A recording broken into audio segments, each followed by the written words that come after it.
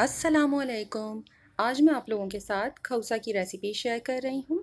आज मैंने चिकन खौसा तैयार किया है। मैं बीफ खौसा की रेसिपी ऑलरेडी अपने चैनल पर अपलोड कर चुकी हूँ।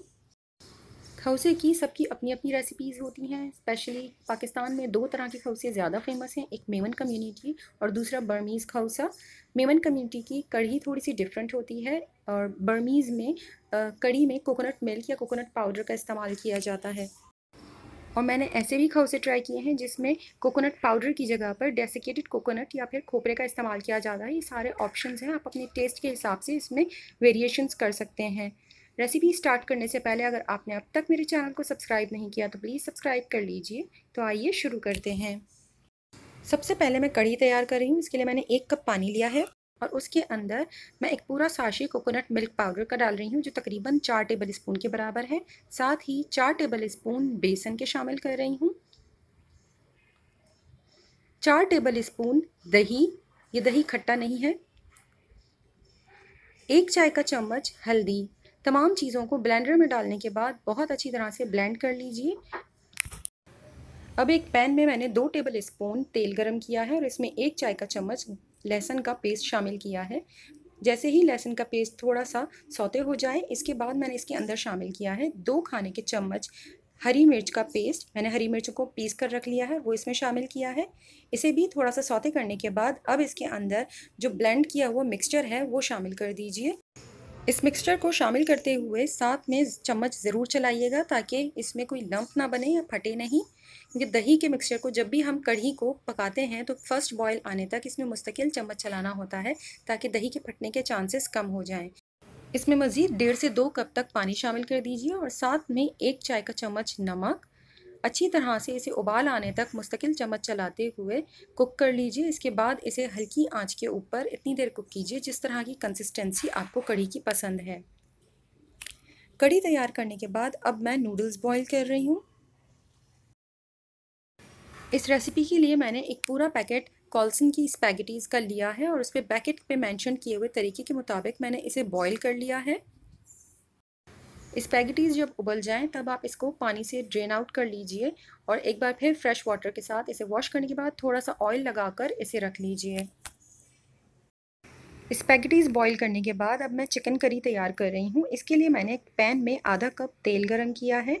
इसमें शामिल कर रही हूँ एक छोटे साइज़ की प्याज। इसे मैंने चॉप कर लिया है और इसे सौते कर लीजिए। जैसे ही प्याज थोड़ी सी सॉफ्ट होना शुरू हो जाए, इसके अंदर शामिल कर दीजिए 1 चाय का चम्मच लहसुन का पेस्ट। अब प्याज के साथ इसे इतनी देर कुक कीजिए जब तक कि प्याज का रंग तब्दील हो जाए। जैसे ही प्याज गोल्डन ब्राउन हो जाए तब आप इसके अंदर शामिल कर दीजिए 2 दरमियाने साइज़ के टमाटर, जिसे मैंने ब्लेंड कर लिया था, और इसे भी कुछ देर के लिए सौते कीजिए।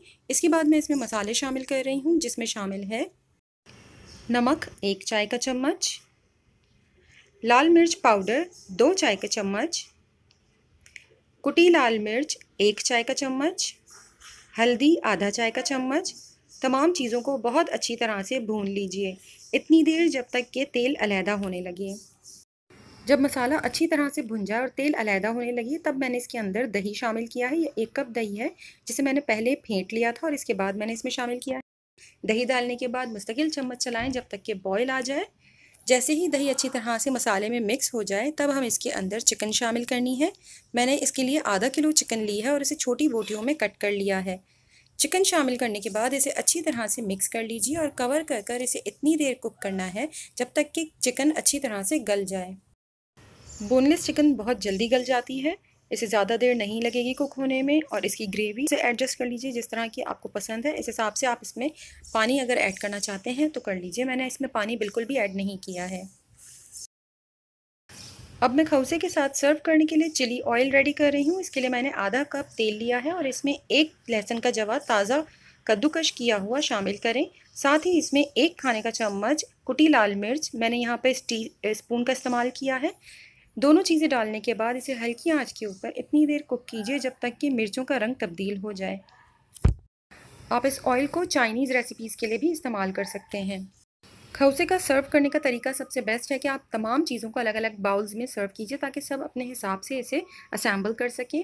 प्लेट तैयार करके मैं आपको दिखा रही हूँ। इसमें मैंने सबसे पहले स्पैगेटीज़ निकाली हैं और इसके ऊपर कढ़ी डाली, उसके ऊपर चिकन करी डालें, इसके ऊपर मैंने चिली ऑयल शामिल किया है, जो बिल्कुल ऑप्शनल है, और साथ ही चूरा की हुई पापड़ी, हरा धनिया, थोड़ी सी हरी प्याज, स्लिम्स या फिंगर चिप्स।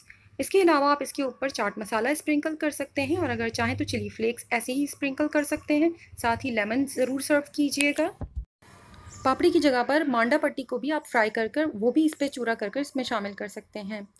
अगर आपको ये रेसिपी पसंद आए तो प्लीज़ लाइक शेयर और कमेंट कीजिए, और मेरे चैनल को सब्सक्राइब करना मत भूलिएगा।